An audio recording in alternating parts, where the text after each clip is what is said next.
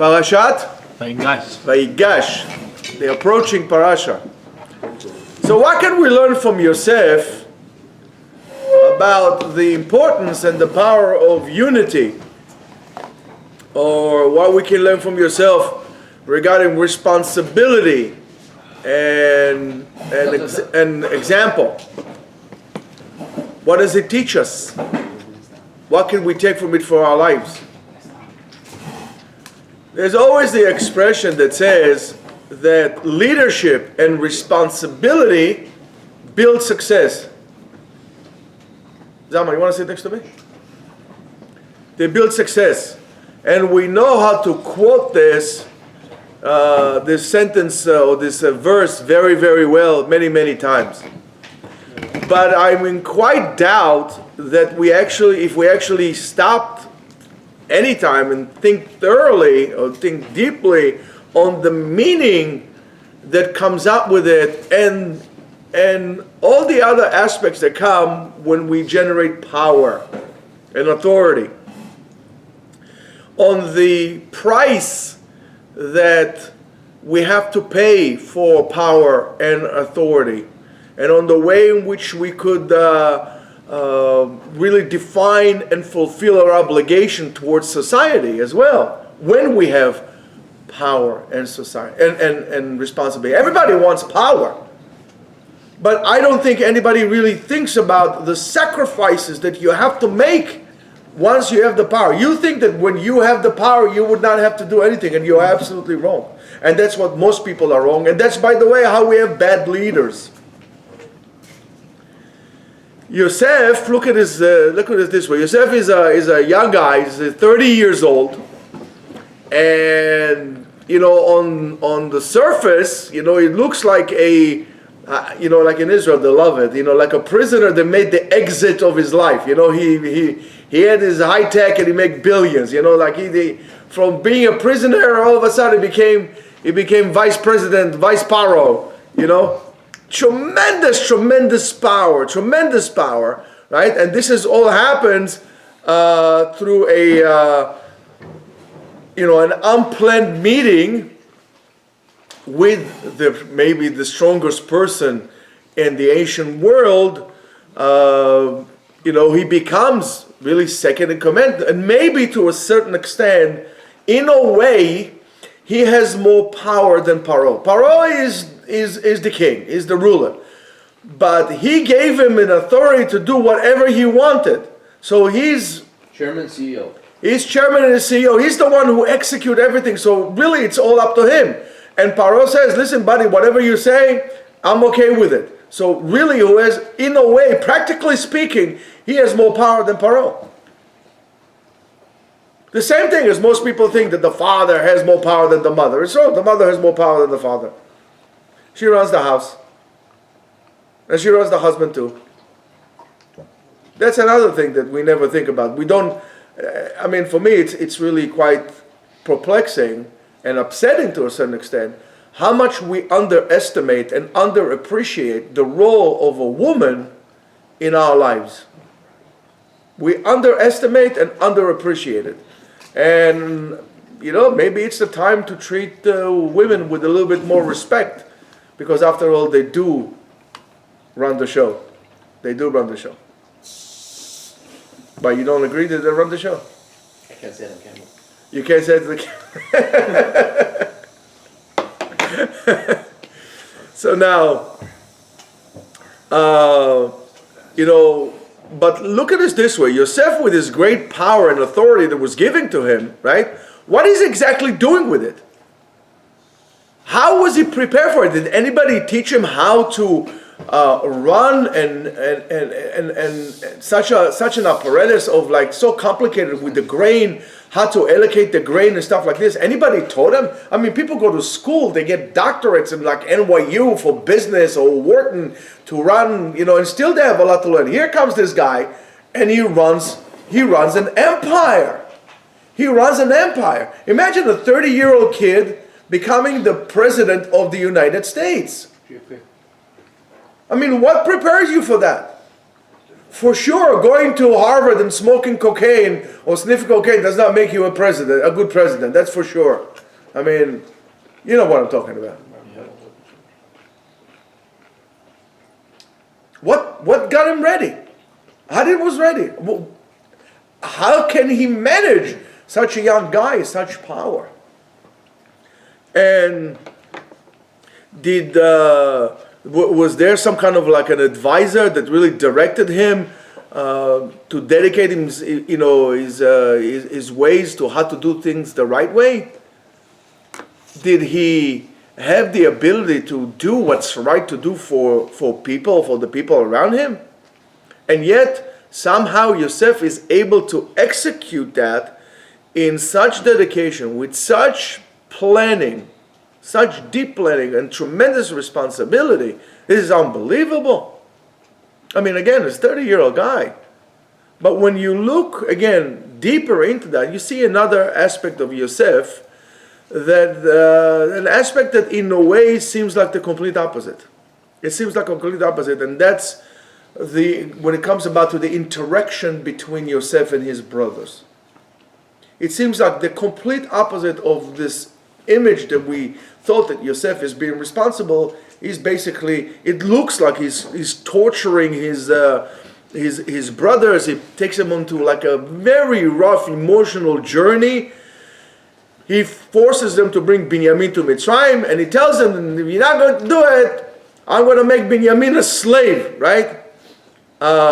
If we would not know that this is Yosef who we're talking about, we would say we're talking about a person who is full of vengeance and revenge, and this like of a small person that really uses his power to humiliate his brothers and to settle down an all bill that he has to pay with them. Okay, I'll get back to you now.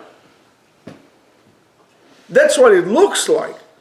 However, let's not forget that Yosef is not that man.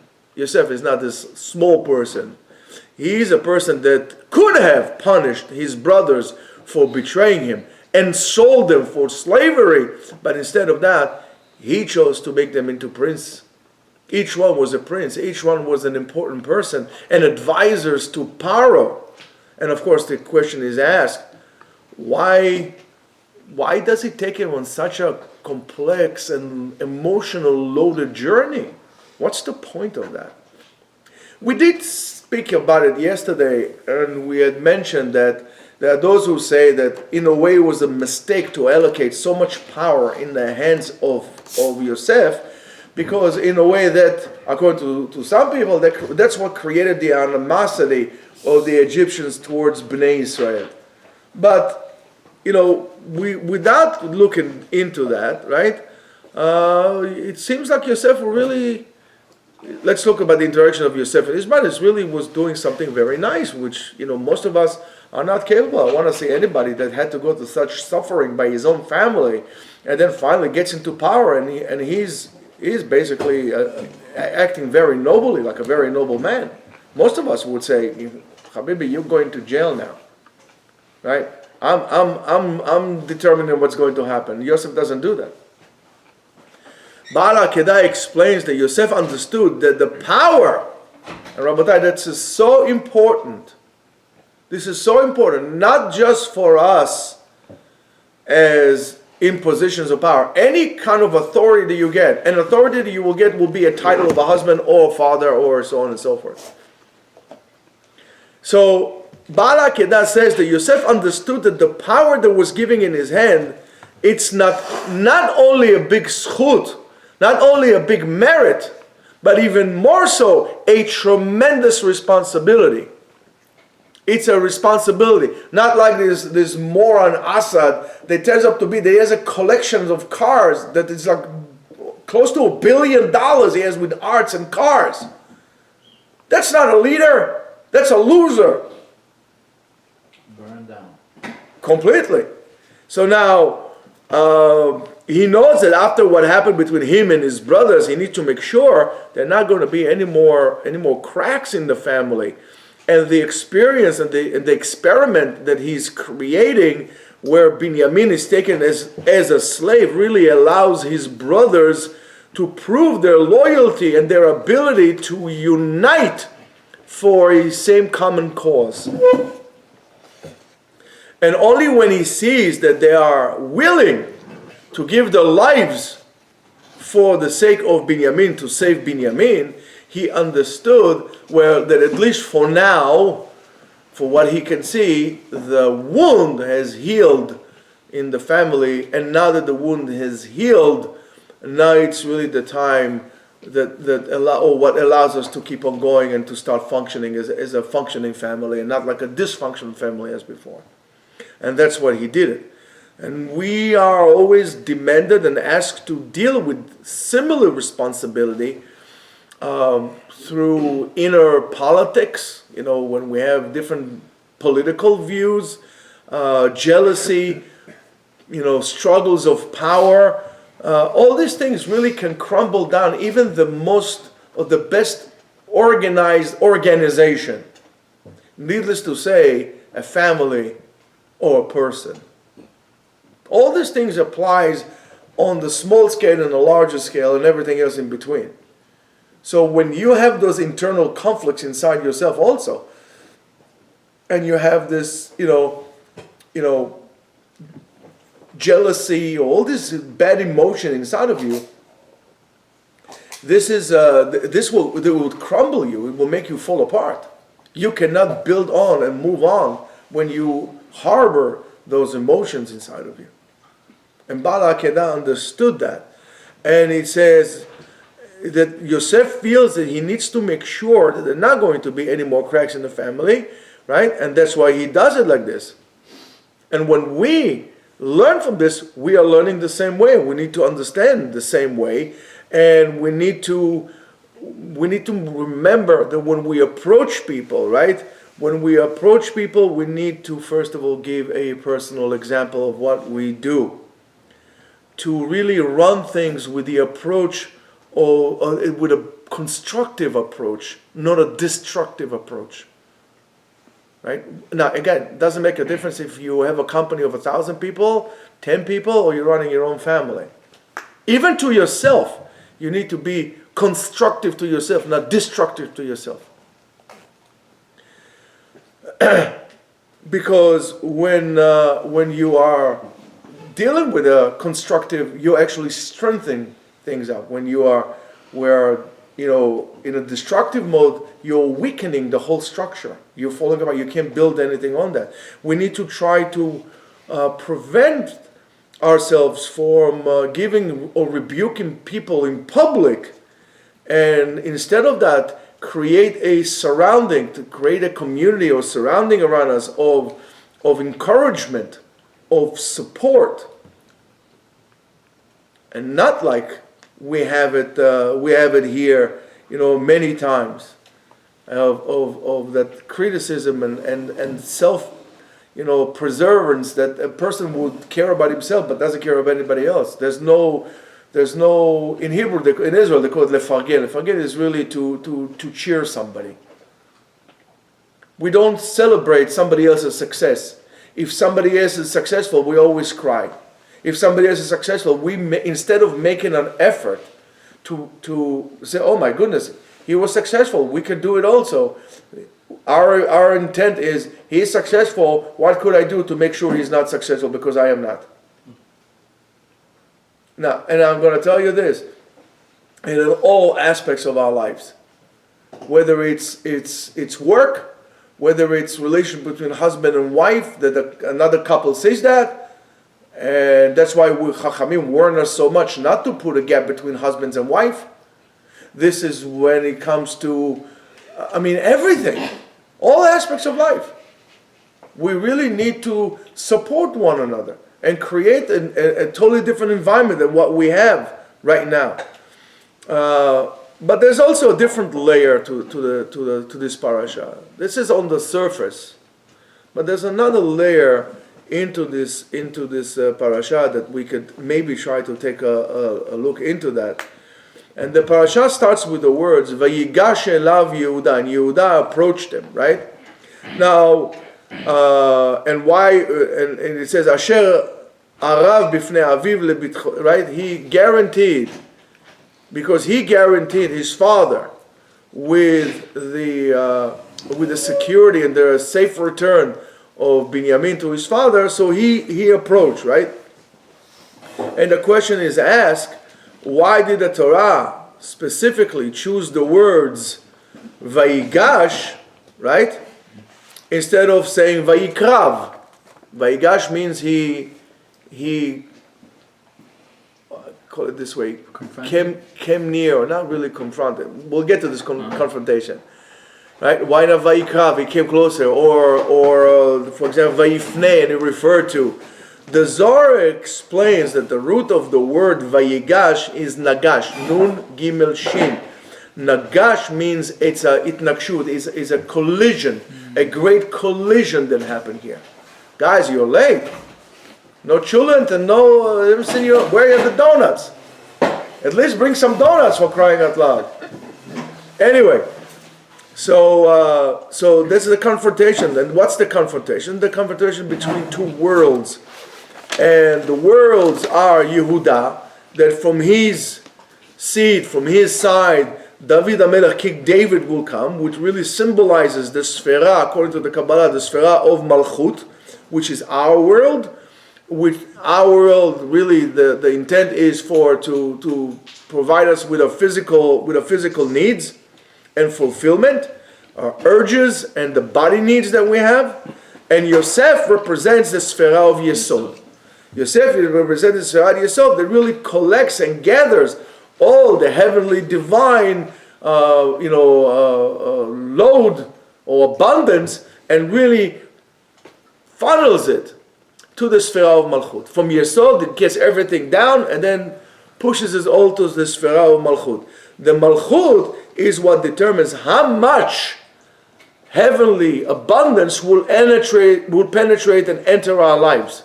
Now, it's a very big inyan here. It's a very big thing here. Because you need to understand that nobody but you, no one but you, could not determine how much light will enter and penetrate your life. You are the one who determines how much light will enter your life. I know you don't like to hear that, but that's too bad. So if you feel that you're in darkness, all right, turn on the light. Remember that. It's very, very important. Because when it comes to spirituality, you can't force anybody to become spiritual. Either he has it or he doesn't have it. Does he want it or he doesn't want it? I can force feed you. I can prevent from you to eat. I can cause you to eat. I can take a thing, a tube, and put it down your throat to feed you. But I cannot make you feel spiritual or not to feel spiritual. I can't. Nobody can. Nobody can. That's why Kadosh Baruch Hu doesn't even force us to do tshuva or to do something of that sort. It's your choosing, whatever you want to do. So, and that collision is between the two opposing forces that we have. The urge to really connect with HaKadosh Baruch Hu, confronting with the urge of the body to survive, and whatever comes along with that. So when we feel that we are stuck in our lives, it's a sign that we are dealing way too much in fulfilling the needs and urges that are physical in this world. And that's why you have less light in your life. So and what happens according to the Kabbalah, when you are in that state of mind, when it's all about eating, right? Rule number 1, there's food in front of you, wait. Don't jump. Wait. You have no idea how much indication does it give on the state that you're at based on how you eat and when you eat and all these things around it. You don't need to be a mind reader. It's just right there. It's like an open book. So when a person reaches that stage, is in the stage of a complete disconnect. Because you are disconnecting yourself from the Sfera of Yesod, which brings all the Shefa down. That pump is closed. So therefore, the only way for us to reconnect back to the Sfera of Yesod is to create that miracle in our life. And how do we say miracle in Hebrew? Nes. Mazen nes, mazen nasal nafsho, not miracle. Mazen nasal nafsho. Mercy. No. Nasal nafsho means he ran, to run, right? Lanus, vayanus. That's right. So how do we do that? We have to go back to Avraham Avinu, to run away from our nature, from our urges, to have them a little bit under control from the way in which we get used to operate throughout our lives. Throughout our lives, to really, unfortunately, and I've been telling you this for years and years in a row. Many people, or most people, know how to say the right things at the right time, but it means absolutely nothing for them. How many people that tell you, listen, you got to have emunah? How many people actually have emunah? When people tell you should be besimcha, how much are there in simcha? How much? Are they truly in simcha? No. And if they have simcha, most of the time the simcha is external. The simcha is external. When you go, and this is, by the way, why when you go to a wedding or you go to an event like this, the first thing that people do there is what? Drink. Eat and drink. Why? Eat to really fulfill the urge to eat, which shows you an indication that you are stuck spiritually, and drink because they can really be besimcha. You may be drunk, but you're not happy.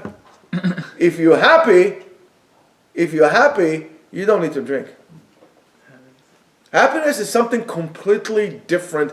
Happiness is almost a level of a certain form of harmony inside of you. And when you are sameach with Hashem, you are in harmony with Hashem. Again, how many people would rather go to the gym than to come to yeshiva? Because, and I'm not saying don't work out, but don't make it an obsession. Don't make it an obsession. Put something into your spirit as well. We're not Greeks. It's not about just the body. I mean, what's going to be next thing? You're going to start, doing naked wrestling like in the Olympics in Greece? That's not for us, man.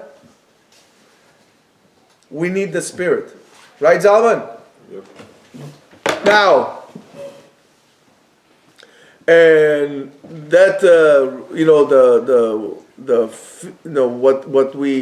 what we need to also remember, that we need to run away and escape, especially nowadays, and especially us as Jews. Many people, not only Jews, but especially us, is we have to stop feeling like a victim. We have to stop victimizing ourselves. Stop victimizing ourselves.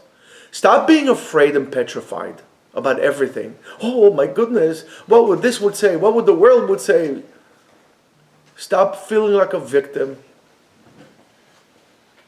Stop feeling angry about everything. And as a society, unfortunately, in Israel, you're going to have many people are going to be upset with what I have to tell you, but I don't care.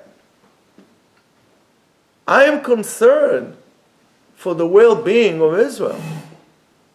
Not because of tanks or lack of weapons that this administration or the other administration will send.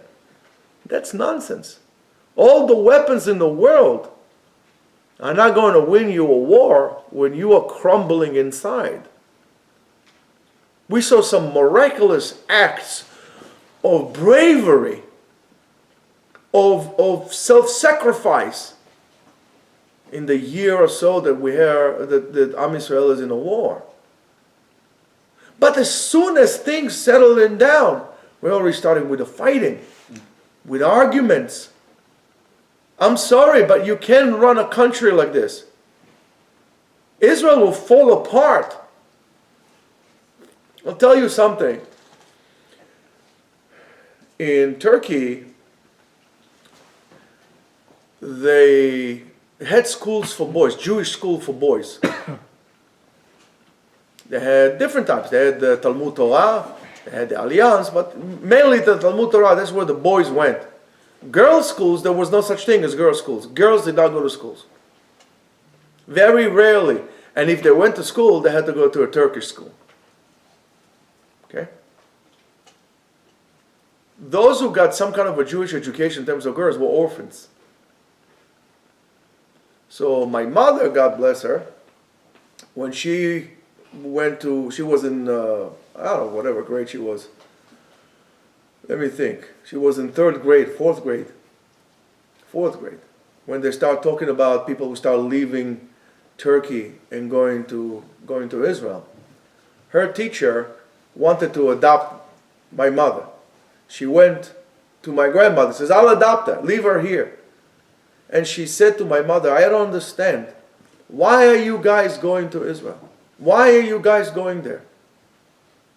You're going to start fighting with one another, and then you're going to lose what you're having or lose yourselves. That's what the Turkish teacher told her.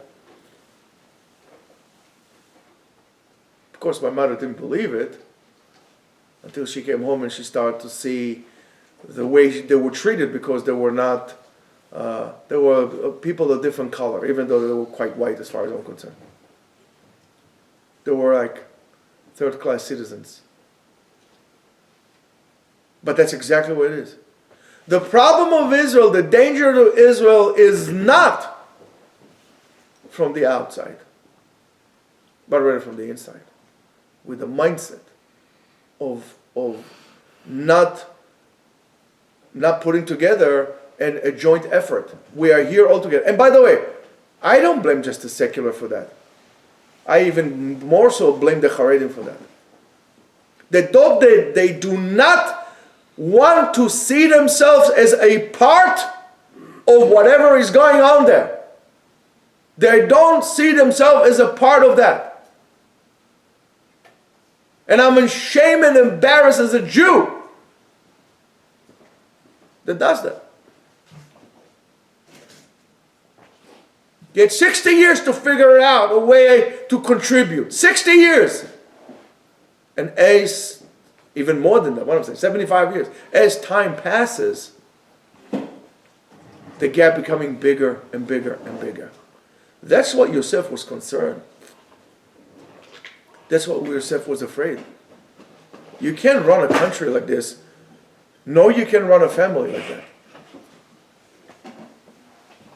So once we act like that, out of fear, out of victimizing ourselves, poor me, give me referendum, I'm not referendum. How do you call this thing? Reparation. Yeah, pay me for my great-grandfather that didn't even come from Africa. I mean, come on. That's a loser mentality. You have opportunity to go in to do whatever you want. Stop with this mindset. Have a mindset of a winner. Stop. Everybody who doesn't want to talk about this says, oh, racism. I'm going to tell you, all this talk about racism brings more racism. Brings more racism. Reverse racism. It's what? Reverse racism. So racism. Absolutely. It's a huge problem. If we're going to stop talking about it, treat everybody equal, everybody is equal. The question is, do we want everybody to be equal? Even those in power. Because what happened? Most of the people that are in power, in most countries in the world, abuse that power. Because they don't see what's good for the people. They don't see the fact that they have power as a zchut, as a merit that was given to them with responsibility. They think that the people voted for them, and the people are such idiots that the only thing they can do is vote for them. I mean, afterwards, it's a paradox, because if you think that people are so dumb and you are so bright, how in the world they voted for you? I mean, I would be quite concerned if I think everybody is dumb and they chose me, right? But, I don't know, it doesn't make sense.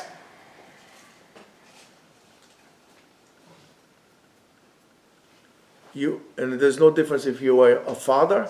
There's no difference if you actually lead yourself. If you're a father, if you're on a company, you're a rabbi in a shul, or you're a prime minister or president. Every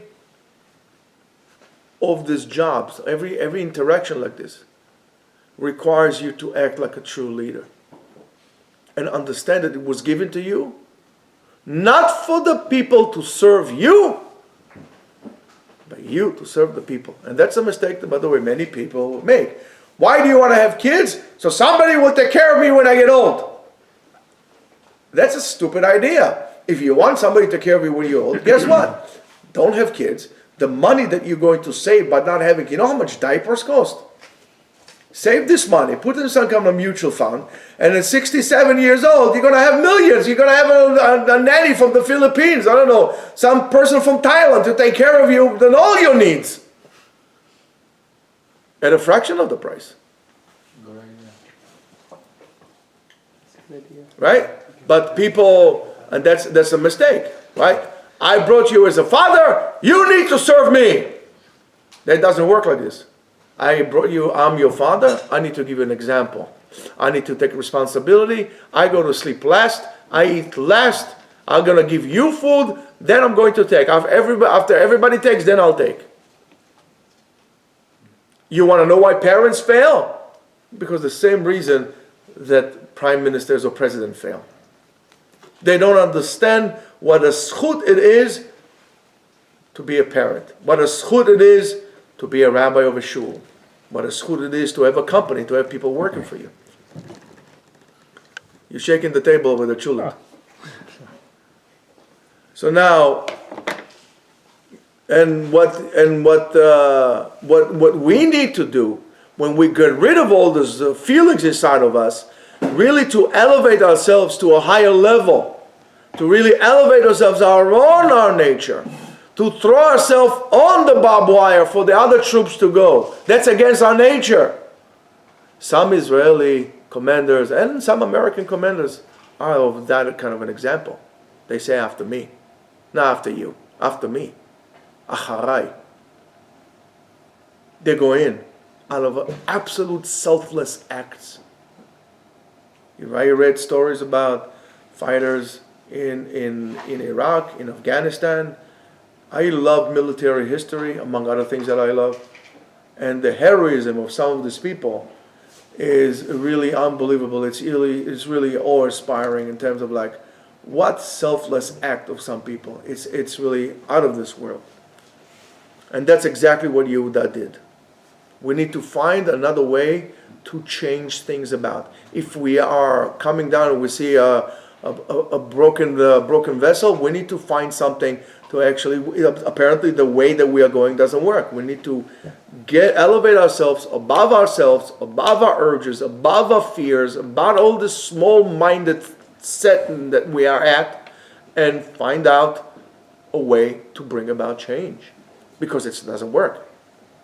Again, and this is exactly what Yehuda did. Yehuda stands in front of Yosef and was willing to sacrifice himself, to elevate himself above the instinct of survival that he had. He was willing to sacrifice himself for the others. For Yaakov, for his brothers, and for Binyamin as well. Yehuda speaks from the bottom of his heart, from true concern. True concern. And he is in a complete emunah, complete belief that this is the way to do it. And only when he is at complete harmony with himself that that's the way to do so, only then he was able to bring the message on and to persuade Yosef in what he's doing. So if you're trying to persuade someone in something that you are doing and the person says, no, this is not how I want you to do it, if you don't truly believe in yourself that that's the right way to do it, you are never going to have a chance to persuade the other person. That's why you got to be very sure about what you're saying. That's why you got to be also very honest about what you're saying. And that's why things look the way they look. Don't ask from others what you didn't ask from yourself, at least. And you should know, you should ask from yourself much more than you ask any other person to do. But most people don't ask from others what they ask themselves, what they ask from others. Somehow, all these people in power somehow end up to be rich and richer, where the regular guy who pays the taxes becomes poorer and poorer. There's something wrong about that. I don't know about you, but there's something wrong about this picture. It can't be that a person that was a bartender, 2 minutes ago became a congressman or congresswoman, and now sitting down on a few $1 million. It's just impossible.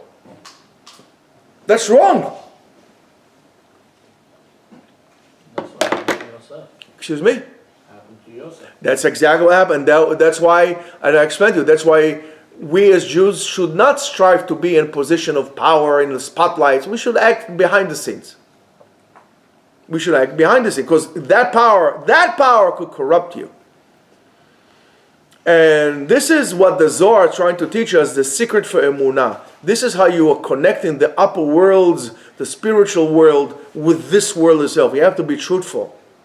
Because at that point, only at that point, something happened. It says, the pasuk says, "Ve'az lo yochal Yosef litapek l'kol Yisrael." He couldn't hold himself. Yosef could not hold himself anymore. And then, what happened? The shefa started to flow down. He was holding it. But when there was true chibur, true connection, true harmony, the abundance full. You want to know why things are difficult for you financially, or so on and so forth, or things are hard for you in school, things are hard for you with life, with your wife, and whatever it is? It's because of that. The bracha is there, the receptacles are there. The problem is they're not connected. Instead of spilling the bracha into the receptacle, you're spilling it on the floor. Same thing as Er and Onam, the same concept, the same idea. As soon as we are bringing about the miracle, then Sfirat Yesod cannot hold it anymore, and all of a sudden you see great miracles and great wonders, and the abundance from the world is coming to us in greater flow than Niagara Falls.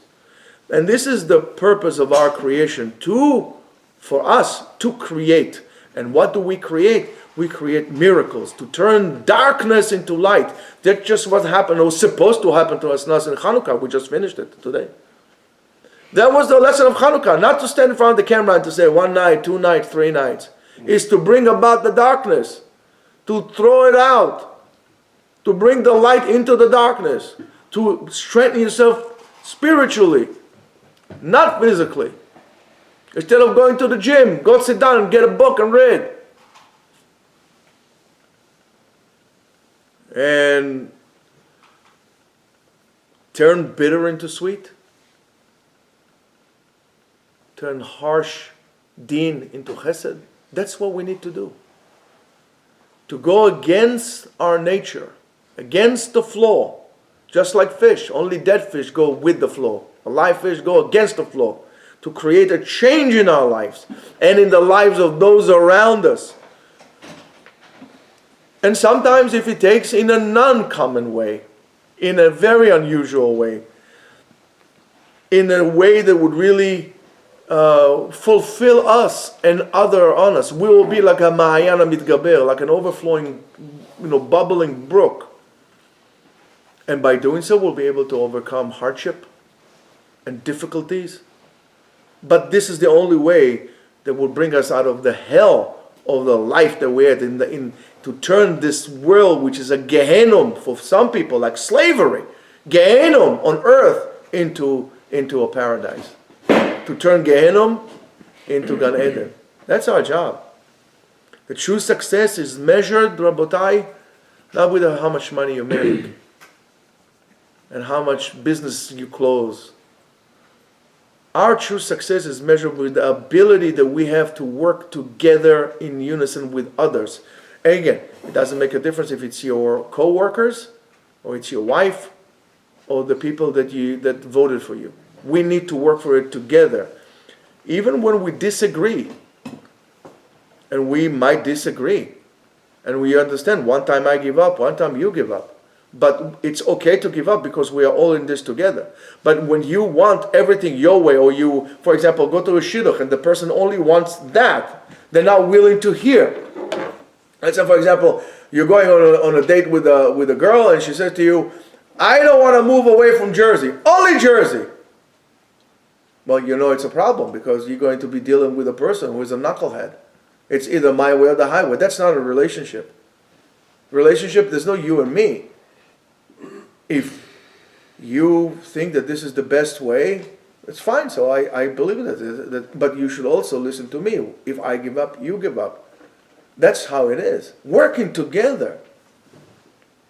It's when you work together, it's like sometimes you have two different opinions on yourself. And you pick one. You should learn to work with others as one. A unit. Look what those commandos did in Israel. Man, they're amazing, the Shaldag unit.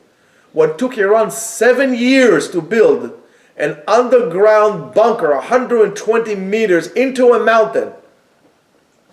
Took them 50 minutes to annihilate with such force that they thought it was an earthquake. 7 years! Why? Because we work together. It's not how big of an army you have. It's how much the people in your army are working together. It's not how beautiful your family looks in the pictures. It's how much your family works together with one another. The biggest blessing that a person can have in his life is to see that his children take care of each other without him and his wife around. That's the biggest blessing. And that the kids to see that the mother and father are doing together. That's why I'm absolutely against this thing when somebody says, oh, yeah, I have my account and my wife has her account. There's no such thing. There is our account. There's no such thing, my money or your money. It is our money.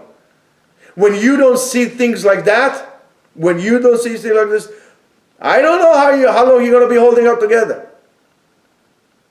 That's why I'm, in a way, for that concept, for that idea, I'm a little bit against the prenup agreements. Prenuptials. We're going to work on it together. And if you don't want to work on it together, guess what? We're not for each other. It doesn't make a difference how rich your daddy is and how beautiful you look. We are just not meant for each other. And we need to do that. To get people to work on us, to work together. And that unity is what brings societies or any kind of arrangement of people to be successful, to grow and to flourish, just like Yosef was able to make his family flourish in a place that seems to be impossible. That was only because they were willing to unite together. They were willing to sacrifice themselves for the individual, for the one. Only then. And we should remember this. And this applies to us today as well. So, Rabotai, Bezat Hashem, let's see, we have something very terrific to get united around. We have to get united around each other, around the Torah, and around Kedusha B'richu. And I don't think there's a better deal than that. And if you have people that try to put wedges between you and anyone, just drop them like a hot potato. Drop them like a grenade. Say, buddy, you're not for me. Because these are the obstacles in our growth. These are the obstacles that make us not see Mashiach, not see redemption, not see the Geula. Shabbat Shalom, and Rosh Chodesh Tov.